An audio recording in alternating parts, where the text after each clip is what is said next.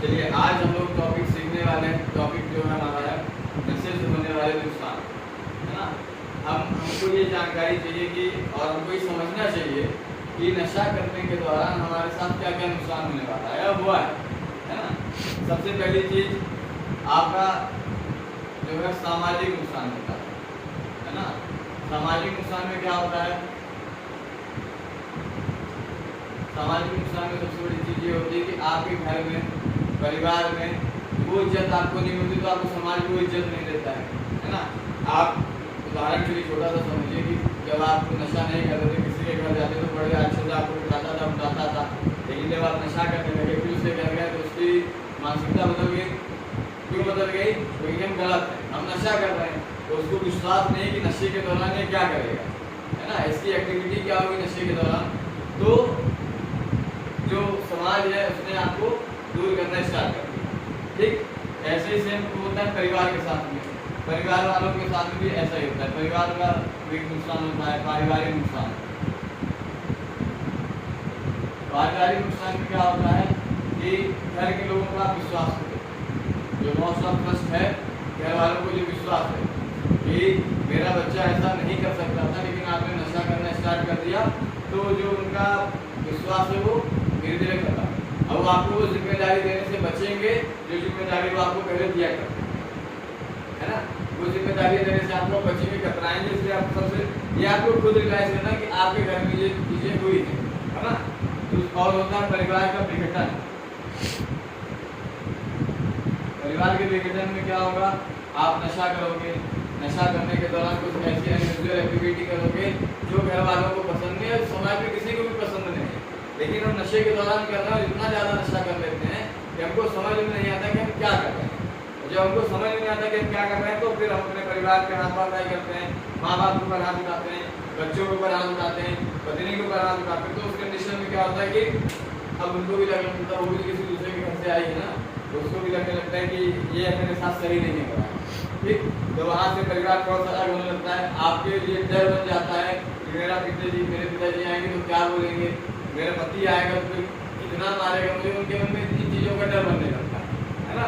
तो परिवार का विघटन जो है सबसे, और आर्थिक नुकसान होता है सबसे बड़ी चीज। आर्थिक नुकसान में क्या हुआ? आप कर्जे में आ जाते हो। सबसे बड़ी चीज, आप लोगों पर बहुत कर्जा होगा नशे की वजह से, आर्थिक नुकसान है। और सबसे बड़ी चीज, आपने इतना सारा पैसा खर्च कर दिया है नशे के ऊपर कि आप सोचो कि अगर एक बॉटल 100 रुपए की आती है, एक दिन में आप 100 रुपए पी रहे हो, महीने में कम से कम 3000, जो कि ना के बराबर, इससे ज़्यादा खर्चा होता है ना। 100 रुपये का नशा कोई नहीं करता। 3000 रुपये महीने का, साल का 36,000 रुपये होता है। और इसी तरीके से आप अगर 10 साल हो गए, 3,60,000 रुपये गया, है ना। और इस 3,60,000 को अगर आप बचाओगे तो बहुत पैसा बचेगा। तो मैंने एकदम छोटा सा अमाउंट लिया है। आप 100 रुपये नहीं खर्च करते कभी भी। हर नशा करने वाले की 500 से 600 रुपये खर्च करता है, तो जो 3,60,000 रुपये उसको आप 5 गुना करते हैं ना। इतना पैसा आप 10 साल में बर्बाद करते हैं। ठीक है। और क्या होता है? आदमी का शारीरिक नुकसान होता है। शारीरिक नुकसान क्या होगा? आप नशा कर रहे हो, आपका लीवर खराब हो रहा है, आपकी किडनी खराब हो रही है, आपके हाथ पैर में सूजन स्टार्ट हो रही है, आपका सर दर्द करना स्टार्ट कर दिया है, आपके सीने में दर्द होना चालू हो गया है ना। और फिर सबसे बड़ी बात, नशे के दौरान अगर आपका एक्सीडेंट हो गया, तो हाथ टूट गया, पैर टूट गया, पूरा शरीर फ्रैक्चर हो गया, ये सब चीज़ें हो गई, वो जिंदगी भर के लिए आपके साथ एक बीमारी के रूप में बन के चल जाए। तो ये शारीरिक नुकसान जो होता है ये कई तरीके का होता है। इसमें एक्सीडेंट भी हो जाएगा, मेंटली इफेक्ट हो ज़्यादा पड़ता है। आप लोगों ने कई बार नोटिस किया होगा कि नशा करने वाला जो इंसान होता है उसका मेंटली लेवल जो है बहुत लो हो जाता है। वो दिन भर बड़बड़ाना, फालतू बातचीत करना, घर में नशा करके आना, तो अपने आप को शेर समझना, ये सारी चीज़ें होती है। तो शारीरिक और मानसिक नुकसान दोनों होता है ना।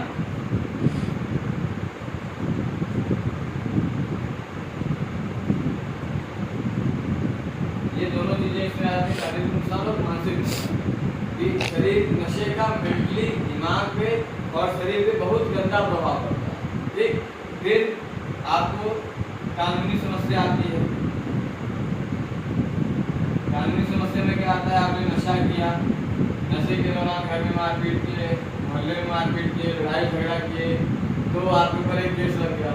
आपने नशा किया एक दिन, और केस हो चलेगा आपका जिंदगी, और उस दौरान अगर कुछ साबित हो गया तो सजा भी निश्चित है। तो आपके पीछे कानूनी जो व्यवस्था है ये आपका पीछा नहीं छोड़ेगी नशे के दौरान, बिल्कुल भी नहीं छोड़ेगी। क्योंकि ये पता है कि नशा करने के बाद आप कुछ ना कुछ ऐसी एक्टिविटी करोगे जो ना घर के लिए सही है, जो ना परिवार के लिए सही है, जो ना समाज के लिए सही है। और जब ये चीज़ें पूरी रहेगी तो पुलिस में कंप्लेन होगी, जब कंप्लेन होगी तो आपके साथ एक केस पीछा पड़ जाएगा आपके, क्या वो पीछा आपका नहीं छोड़ पाता। ठीक। चौथा सबसे बड़ा नुकसान होता है मृत्यु, है ना। आदमी इसमें क्या होता है, निपट जाता है। नशा करने के बाद लीवर खराब, किडनी खराब, ये डैमेज, नशा करने के बाद एक्सीडेंट हुआ सीधे ऊपर, है ना। तो जब आदमी नशा करने लगता है, नशे का प्रभाव हमारे दिल में इतना ज़्यादा हो जाता है कि हम उसको चाह के भी नशे को नहीं छोड़ पा रहे हैं। तो उसमें क्या होता है कि आपको नशा मुक्ति केंद्र का सहारा लेना पड़ता है ना। बहुत सारे केसेस में होता है कि व्यक्ति चाहता है कि मुझे नशा छोड़ना है, लेकिन वो नशा छोड़ नहीं पाता है। जब वो नशा नहीं छोड़ पाता तो वो सिर्फ ये सोचता है कि मैं आज थोड़ा सा नशा कर लेता हूँ, कल से बंद, आज उसका लेता हूँ, कल से बंद। लेकिन वो जब कल आता है ना तो फिर आदमी अपने आप को संतुलित नहीं रख पाता। अपना आपने जो निश्चय किया था कि अब मुझे आज से नहीं करना, वो टूटने लगता है। क्यों? क्योंकि नशे ने इतना ज़्यादा आपकी बॉडी पे और मेंटली प्रभाव डाला है कि आप उसे छोड़ नहीं पा रहे। तो उसके लिए फिर आपको संस्थाओं का सहारा लेना पड़ता है। ठीक। तो नशा करने वालों के लिए मोस्ट प्रोबेबली 3 जगह सबसे ज़्यादा होती है। एक, नशा करने वाले नशा मुक्ति केंद्र आते हैं। एक, नशा